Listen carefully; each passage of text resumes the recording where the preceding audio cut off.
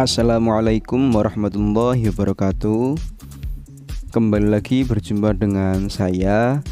Kali ini saya akan berbagi video tutorial cara mengerjakan transaksi soal perusahaan jasa jurnal umum menggunakan LMS atau Learning Management System SIDEK Edu. Kali ini saya akan mengerjakan soal transaksi perusahaan jasa berposisi sebagai guru, sehingga status saya nanti di SIDEK-nya sebagai guru. Oke, untuk langkah pertama kita bisa membuka aplikasi Google Chrome. Kemudian kita masukkan alamat websitenya. Untuk alamat website yang kita pakai yakni sidekedu.com.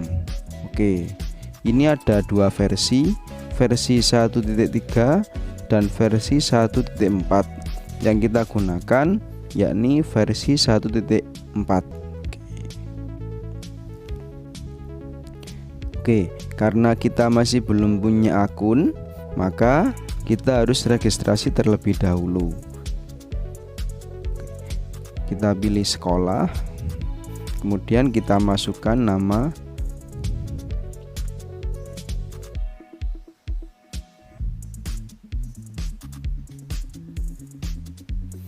untuk nomor induknya kita kosongi. Kalau untuk siswa, saya biasanya menyarankan siswa saya untuk mengisi nomor induk, kelas, garis miring nomor absen, garis miring tahun ajaran atau tahun pelajaran. Artinya contoh 10 AKL 1 garis miring 01 garis miring 2022-23 gitu. Untuk kita karena di posisi guru, maka kita kali ini tidak perlu ngisi nomor induk. Kita tentukan jenis kelaminnya. Oke, untuk emailnya kita masukkan emailnya.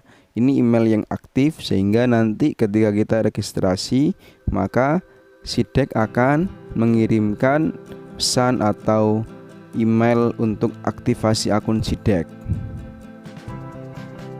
Kita masukkan emailnya.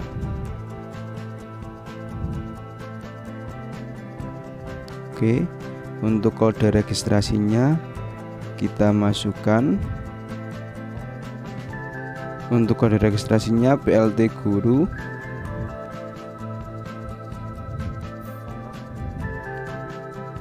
Instansinya karena ini untuk pelatihan juga, maka kita pilih yang pelatihan SIDEK Edu. Untuk programnya tidak kita pilih karena tidak ada menu pilihannya. Terus untuk passwordnya kita masukkan sesuai dengan yang kita tentukan sendiri. Oke, jadi kalau sudah, sekarang kita coba submit.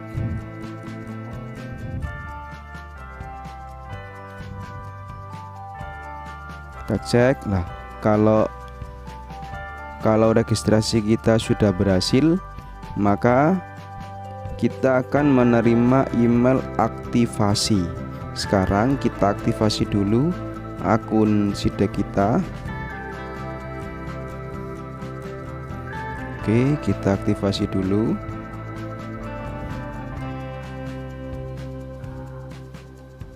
Oke, kalau sudah kita aktivasi, maka baru kita bisa login. Oke, sekarang kita login.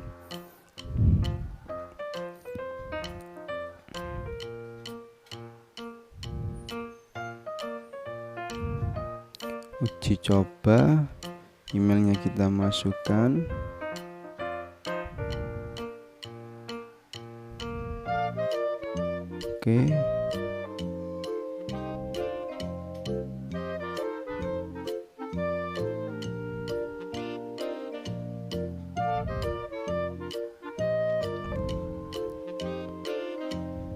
Oke, ini kita simpan biar nanti kalau kita keluar bisa langsung masuk tanpa memasukkan email dan password.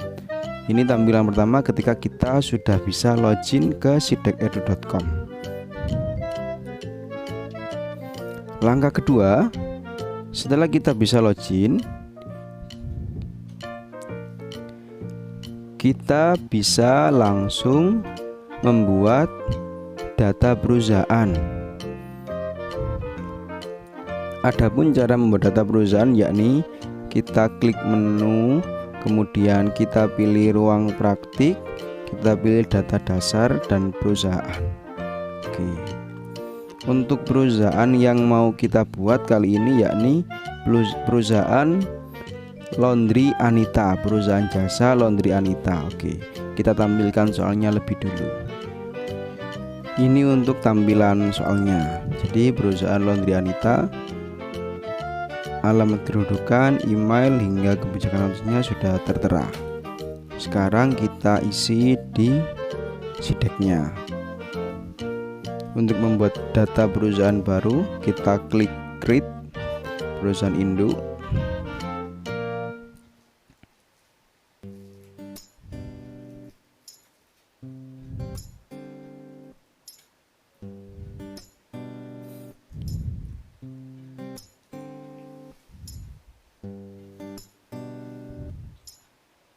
Untuk deskripsinya kita bisa isi secara singkat atau kita bisa copy paste dari file soal tadi.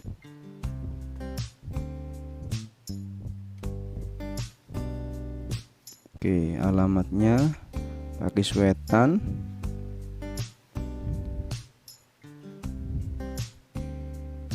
Untuk kebijakan akuntansinya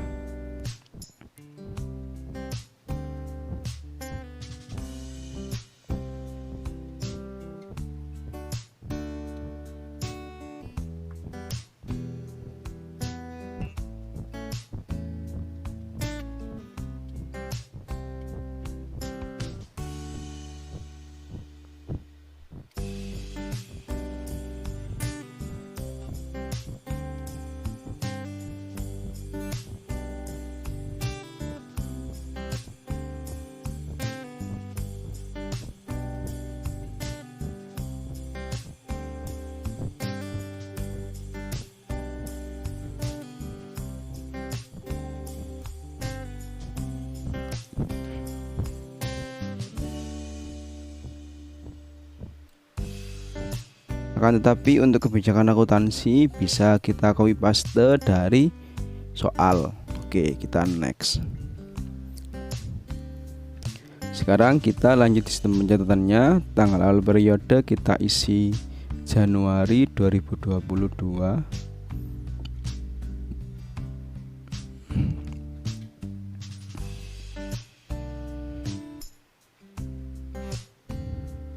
Ini kita tidak pakai kas kecil karena semua transaksi dilakukan dengan menggunakan satu akun, yakni akun kas di tangan. Sedangkan untuk kas di bank itu hanya digunakan untuk investasi kalau sesuai soal.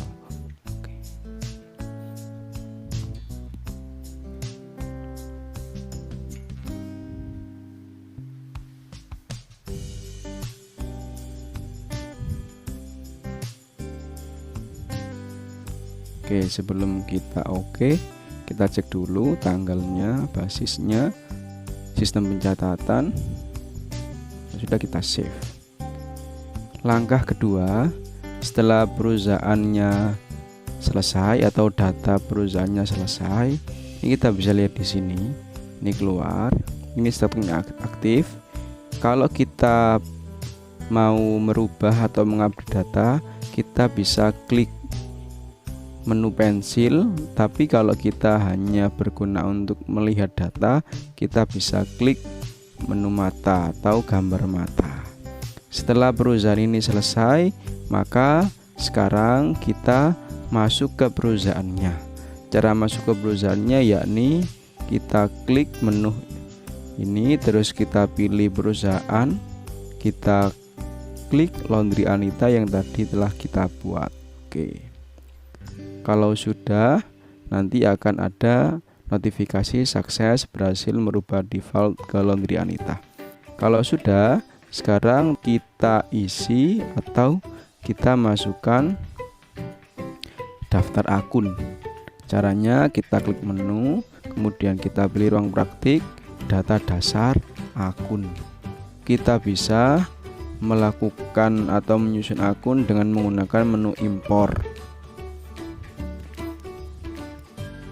Untuk memperkecil atau memudahkan kita akses semua menu di sini, kita bisa mengubah tampilannya mengganti menu desktop. Akan tetapi nanti tampilannya lebih kecil dari yang sekarang. Oke, sekarang kita tentukan akun yang mau kita pilih. Akun-akun ini sesuai dengan soal, sehingga kita bisa menyesuaikannya. Oke.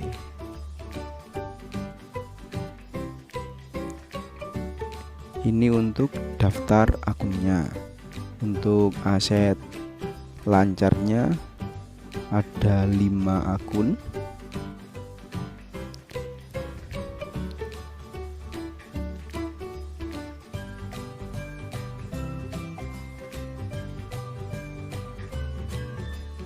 Oke, terus untuk aset tidak lancar ada 6 akun.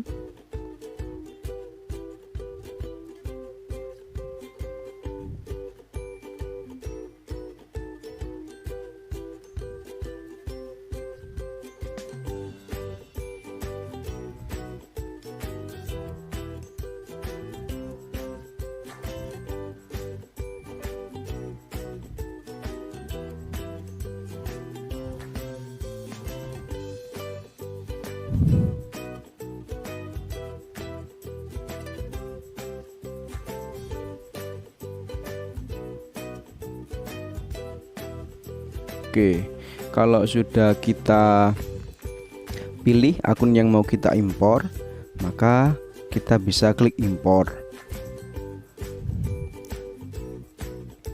Umpama setelah kita impor ternyata ada nama akun atau nomor akun yang tidak sesuai dengan soal, maka kita bisa ganti dengan mengklik menu atau tombol pensil, sehingga nanti di situ diganti. Yang perlu diperhatikan di nama dan nomor akun ini, yakni nama dan nomor akun antara soal dengan pengerjaan di Sideq itu harus sesuai, karena ketika kita salah dalam penulisan karakter meskipun cuma 1 huruf, maka ketika soal atau jawaban yang kita jadikan kunci jawaban nanti ke siswa, maka siswanya akan salah. Sehingga hal yang paling krusial di bagian nama dan nomor akun, yakni penyesuaian atau kesamaan antara nomor akun dan nama akun dengan di soal. Sekarang kita cocokkan terlebih dahulu. Oke, sekarang kita cocokkan dulu. Selain nama dan nomor akun, yang perlu kita perhatikan yakni tipe akunnya juga.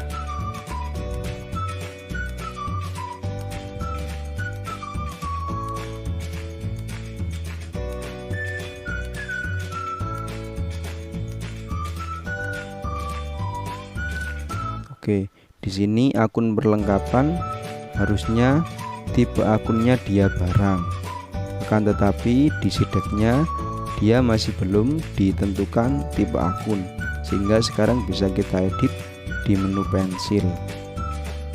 Oke, sekarang kita pilih tipe akunnya menjadi barang.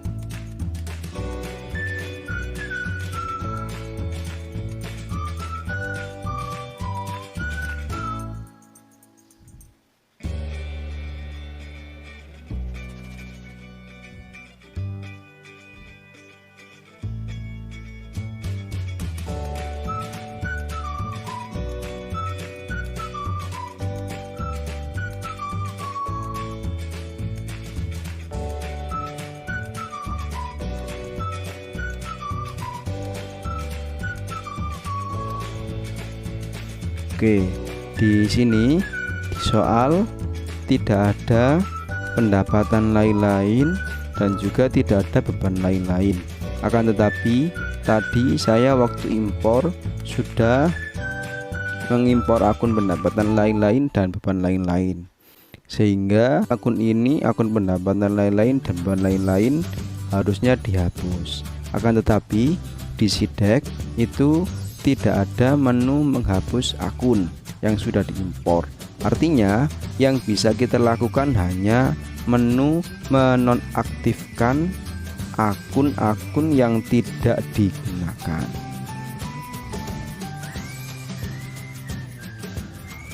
Oke, kita cek dulu.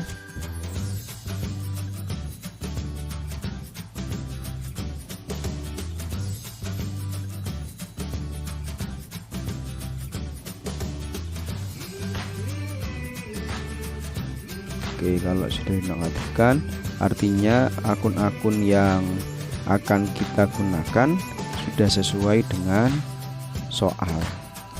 Setelah kita sudah mengimpor akun, maka langkah berikutnya yakni kita akan mencatat debitur atau pelanggan. Caranya sama, kita klik ruang praktik data dasar, kemudian debitur.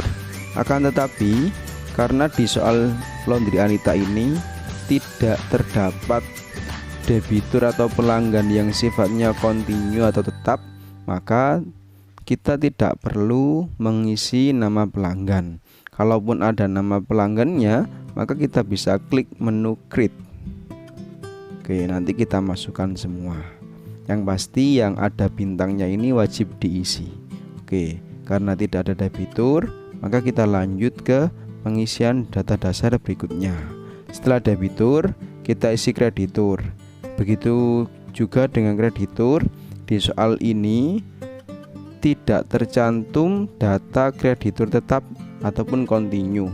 Artinya perusahaan ini bisa saja membeli dari beberapa kreditur, sehingga kita tidak perlu mengisi data kreditur. Umpama ada data kreditur, maka kita bisa isi dengan mengeklik menu create, sama kayak debitur tadi.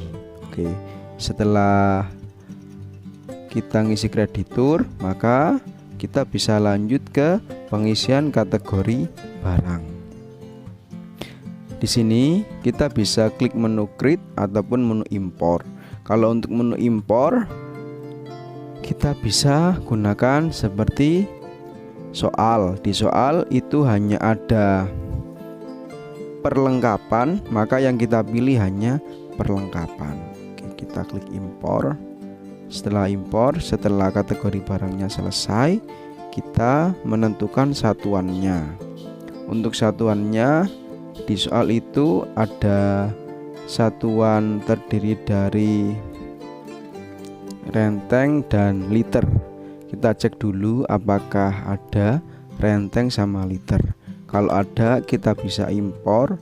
Kalaupun tidak ada, kita bisa menggunakan atau membuat satuannya sendiri dengan cara mengklik menu create. Oke, kita klik renteng, save, kemudian kita create satu lagi, liter. Oke, kalau sudah, setelah kita membuat satuan, maka kita akan membuat daftar barang. Oke, daftar barang yang kita buat kita sesuaikan dengan daftar perlengkapan di soal. Caranya kita klik menu create, kemudian kita isi kode barangnya PL01, kategori barang, nama barangnya sabun, satuannya renteng, metode stoknya kita pakai Vivo karena di soal dijelaskan perhitungannya menggunakan metode Vivo. Kalau sudah, kita klik save. Oke, setelah itu baru kita masukkan barang atau perlengkapan yang kedua. Kita isi PL02, kategori barangnya perlengkapan, nama barang pewangi, satuannya liter, metode stok FIFO. Kalau sudah kita save.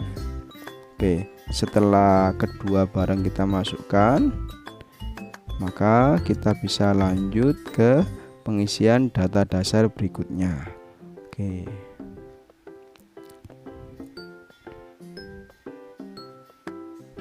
Sekarang kita isi jenis bukti.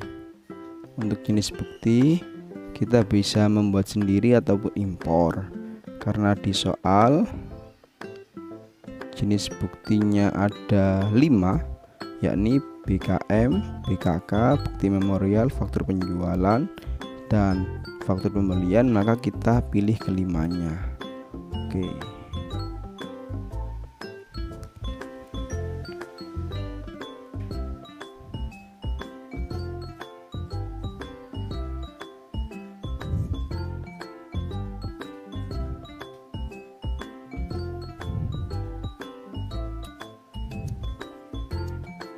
Kalau sudah, kita bisa klik menu impor. Oke. Setelah sudah kita ngisi bukti transaksi, kita bisa lanjut mengisi data dasar berikutnya, yakni termin pembayaran. Akan tetapi di soal ini tidak ada termin pembayaran. Umpama ada, kita bisa ngisi lewat menu Grid, kita ngisi sendiri ataupun lewat menu impor. Oke, kita coba buka dulu. Nah, di sini sudah ada, tinggal nanti kita impor. Kalau masih belum sesuai, entah persentase ataupun masa diskonnya, maka bisa kita edit. Oke, setelah kita ngisi termin pembayaran, kita bisa ngisi data dasar berikutnya, yakni ngisi pajaknya. Oke, di sini juga sama. Di soal ini tidak ada pajak BPN-nya, sehingga kita tidak perlu membuat pajaknya. Umpama ada BPN 11% ataupun ada pajak penghasilan ataupun pajak-pajak yang lain, kita bisa membuat sendiri ataupun impor. Oke, setelah kita isi pajaknya, maka kita lanjut ke pengisian saldo awal. Jadi setelah data dasar selesai, kita bisa langsung masuk ke menu pencatatan. Oke, untuk pencatatan kita isi saldo awalnya dulu. Saldo awalnya bisa kita sesuaikan dengan di soal. Kita perkecil dulu. Kas kita masukkan 3 juta kas di banknya. Oke. Mungkin teman-teman kesulitan untuk melihat apakah nominalnya ini sudah benar atau masih belum benar. Solusi yang bisa saya tawarkan yakni mengubah tampilan dari biasa ke situs desktop. Oke, setelah tampilannya berubah, kita bisa zoom, artinya kita sesuaikan sehingga kita bisa ngontrol apakah nominal yang sudah kita masukkan benar atau salah. Oke, kalau sudah kita masukkan.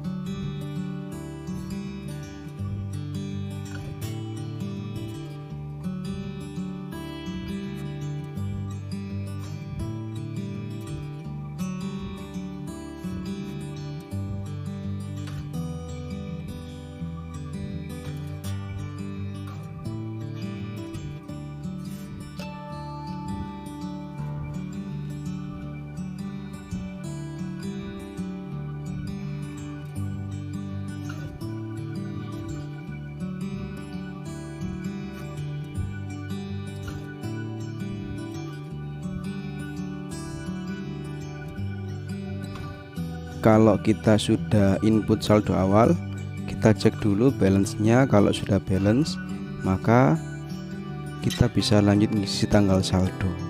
Biasanya kalau di sidak itu, kalaupun tidak balance antara nominal debit dan kredit, maka di sebelah tombol save ini akan keluar notifikasi kalau saldo antara debit sama kreditnya belum balance. Oke, setelah itu kita masukkan tanggal saldo awal. Tanggal saldo awalnya kita sesuaikan dengan neraca saldo soal, yakni 30 September 2022.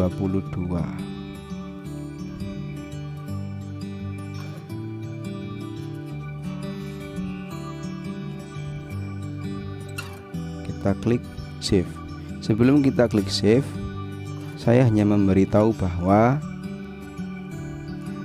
saldo awal di soal itu bisa kita save dan kita posting hanya sekali saja. Artinya setelah kita posting, saldo awal tidak bisa kita edit lagi. Oke, kita save.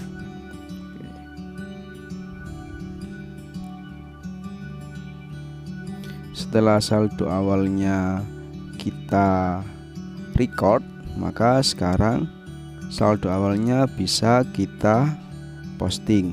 Cara posting saldo awal yakni melalui menu jurnal umum, pencatatan jurnal umum. Setelah itu kita klik tombol mata. Oke. Nah, dari sini kita hanya diberikan satu pilihan, yakni kita hanya bisa memosting saldo awal. Artinya umpama di saldo awalnya tidak ada kesalahan, maka kita tidak bisa ngedit lagi.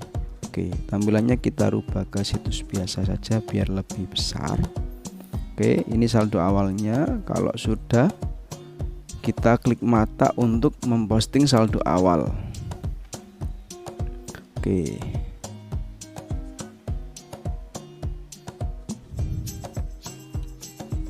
kita klik posting. Setelah itu kita klik OK. Setelah saldo awalnya sukses terposting, maka sekarang kita akan memasukkan saldo awal akun tipe barang, tipe piutang, dan tipe utang ke buku besar pembantunya masing-masing. Dan di soal ini, saldo yang ada tipe akunnya hanya saldo perlengkapan bertipe akun barang, sehingga kita masukkan ke buku besar pembantu barangnya. Oke, kita klik, kemudian kita isi keterangannya, saldo awal perlengkapan nominal 140, kategori barang perlengkapan. Oke, kita masukkan barangnya.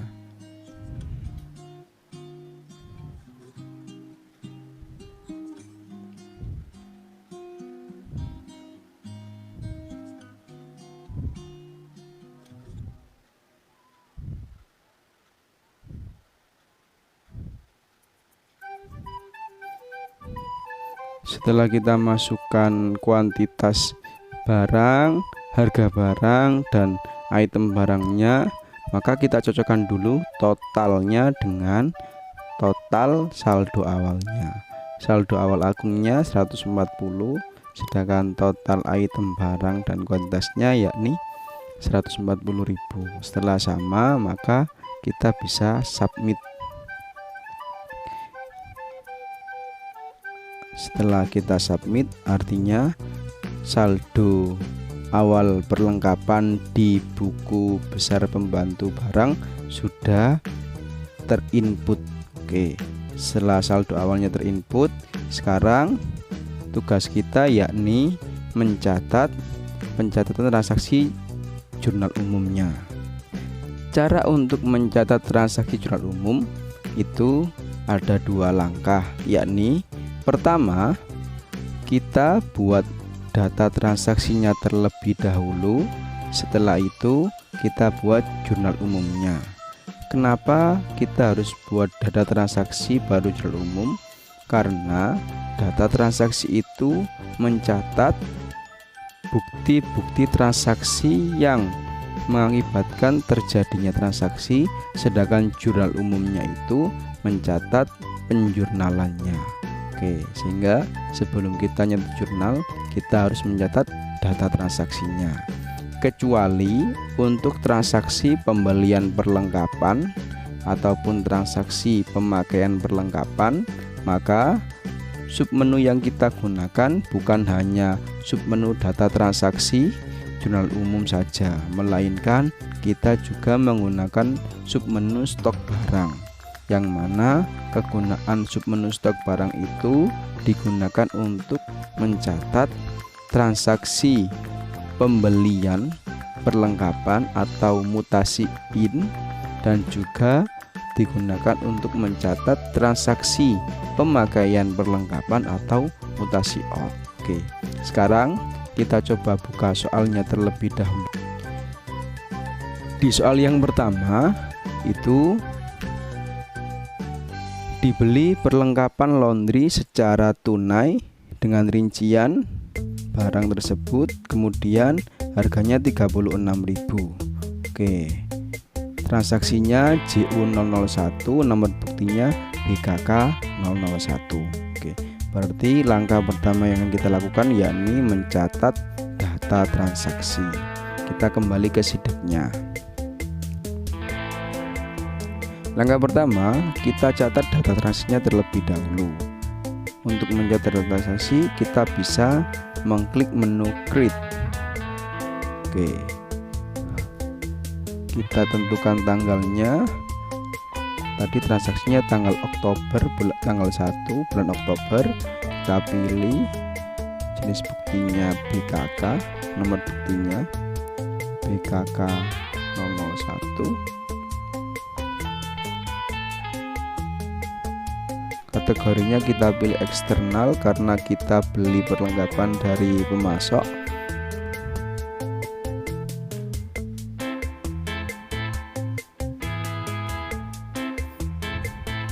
Keterangan di sini bisa kita copy, yang mana nanti bisa kita gunakan untuk mengisi keterangan di jurnal umum, sehingga keterangan antara data transaksi dan jurnal umum bisa sama.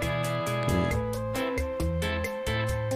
Setelah data transaksinya selesai, kita bisa mengisi jurnal umum.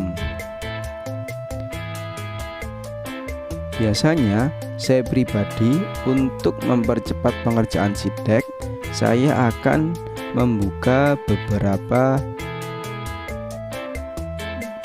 halaman pencarian. Artinya halaman pertama ini untuk data transaksi, kemudian untuk jurnal umum kita buka di halaman berikutnya.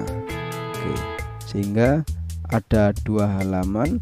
Halaman pertama untuk data transaksi, halaman kedua untuk jurnal umumnya.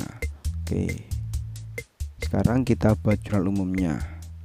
Tapi karena ini merupakan pembelian perlengkapan, maka sebelum kita membuat jurnal umum, kita harus memasukkan stok barangnya. Sehingga langkah yang dilakukan sebelum membuat jurnal umum yakni memasukkan stok barang. Kita klik. Oke, kita buka stok barangnya. Oke, kita buat record. Setelah itu kita masukkan kode stoknya tadi, in 001/10/22, tanggalnya tanggal 1 bulan Oktober, keterangannya kita samakan tadi, kategori barang perlengkapan, jenis mutasi kita isi mutasi masuk karena pembelian, nomor buktinya BKK 001. Untuk barangnya yang kita beli kita masukkan dulu itemnya BL01, BL02. Untuk kuantitasnya, kita isi. Untuk harganya juga kita isi.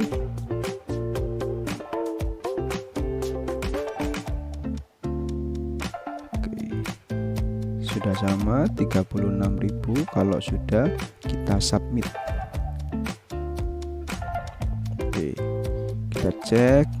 Kalau ada yang salah, ini di menu stok barang itu kalau ada yang salah pencatatan, kita bisa menghapus transaksinya del in 01.10.22, artinya kita hapus transaksi mutasi in tanggal 1, terus kemudian kita input lagi. Oke, setelah kita input record barangnya atau stok barangnya, sekarang kita akan catat jurnal umumnya. Oke, jurnal umumnya kita refresh dulu karena mungkin tadi ada tambahan stok barang. Kita klik kategori jurnal umum JU001,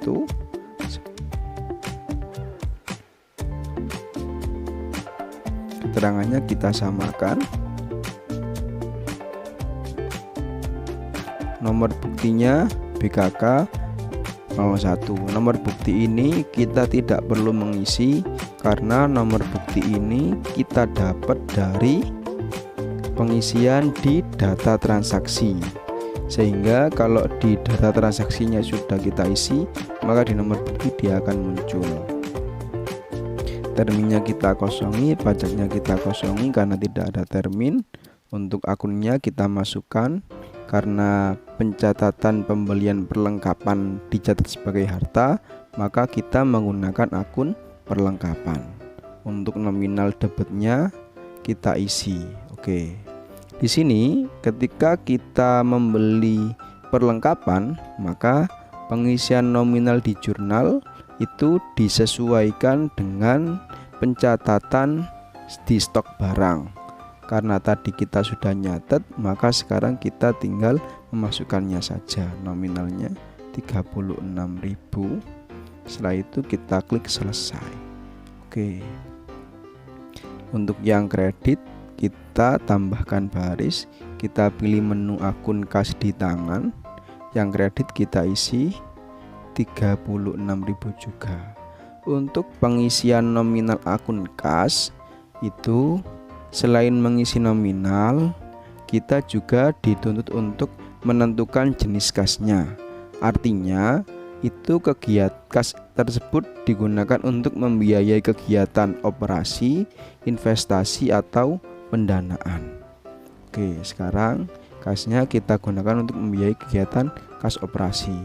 Tujuan daripada penentuan jenis kas ini yakni memudahkan kita untuk nanti menyusun laporan arus kasnya. Setelah selesai, kita cek dulu nominalnya, debit kreditnya sudah sama, akunnya sudah benar. Terus ini kode stok yang kita tadi masukkan. Setelah itu kita save. Oke. Setelah kita save, kita cek jurnalnya benar. Oke. Ketika kita mengerjakan sidak di posisi guru, maka kita bisa melakukan posting ke buku besar jurnal umum ini sebanyak beberapa kali. Artinya kalau di posisi siswa, posting itu hanya dilakukan sekali saja. Jadi kalau siswa sudah posting, tidak bisa di unposting. Tapi kalau guru bisa posting dan juga bisa unposting. Kalaupun nanti ada jurnal yang salah, kemudian kita mau ganti, maka kita bisa klik menu update untuk melanjutkan mengupdate atau mengubah jurnal yang salah tadi. Oke. Setelah kita selesai input transaksi soal nomor 1, sekarang kita input transaksi soal nomor 2. Kita buka soalnya dulu. Di transaksi kedua ini, transaksi pencatatan pendapatan laundry selama sehari. Selama 1 hari, Laundry Anita mencatat penyelesaian pekerjaan laundry sebesar 175.000 dengan rincian 20 kg cuci kering, 15 kg cuci setrika, dan 12 kg setrika. Laundry Anita telah menerima pembayaran sebesar 75.000 dan mengakui sisanya sebagai piutang usaha. Oke, sekarang kita catat di pencatatan menggunakan SIDEK. Kita kembali ke SIDEK Edu. Langkah pertama, seperti yang tadi, kita masukkan data transaksinya terlebih dahulu. Kita create, tanggalnya masih tanggal 1, jenis buktinya BKM.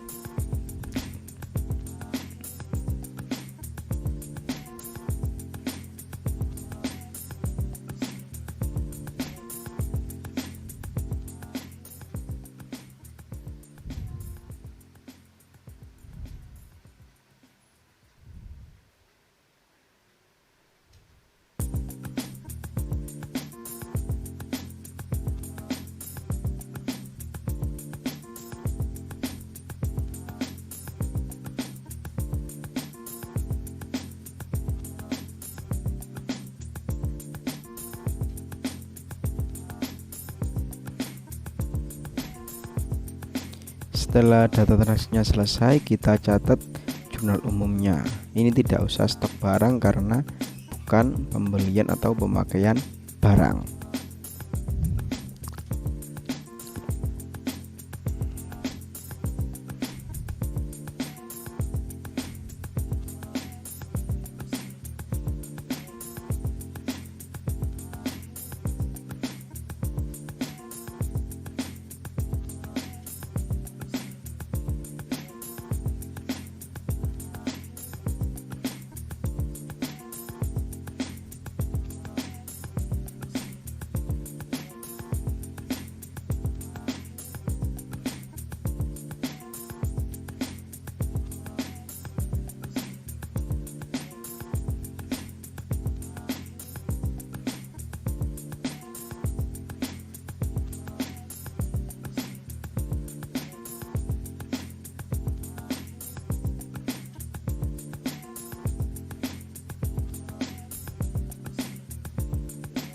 Oke, kalau sudah kita masukkan akun-akun peserta nominalnya, kita bisa klik menu save.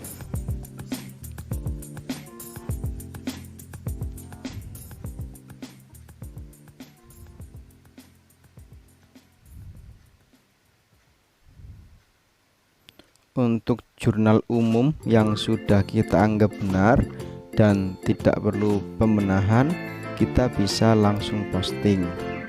Sehingga nanti ketika ada jurnal yang salah, kita bisa unposting. Artinya salah satu keuntungan di posisi guru yakni ada menu unposting.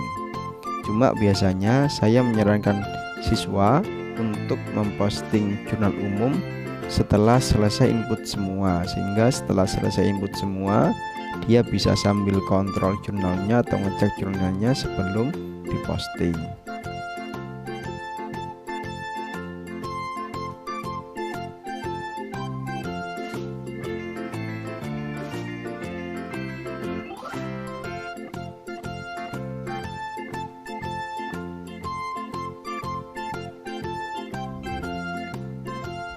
Nah, ini ada menu unposting. Jurnal kalau sudah diposting itu dia akan tercentang, tapi kalau belum diposting dia tidak akan tercentang.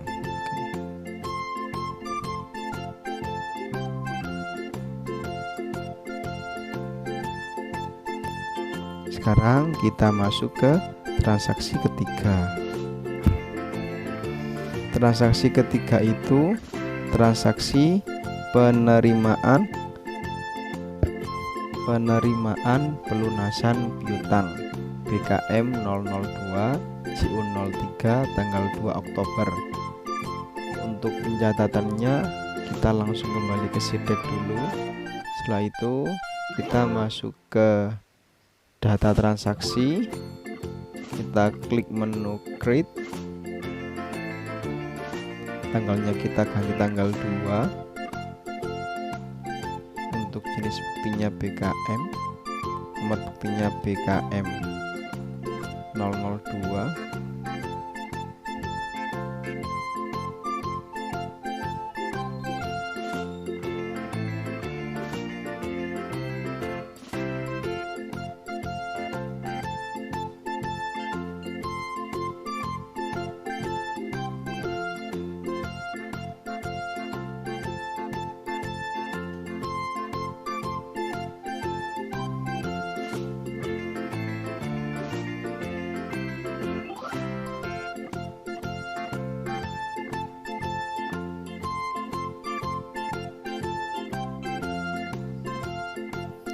Kalau sudah, sekarang kita masuk ke jurnal umumnya.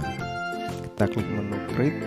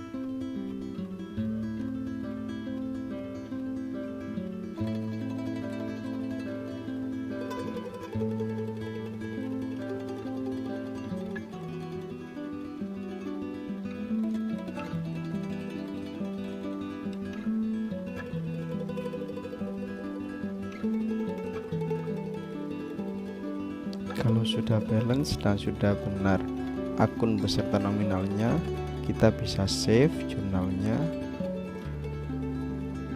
Setelah kita cek dan kalau sudah benar, kita bisa langsung posting.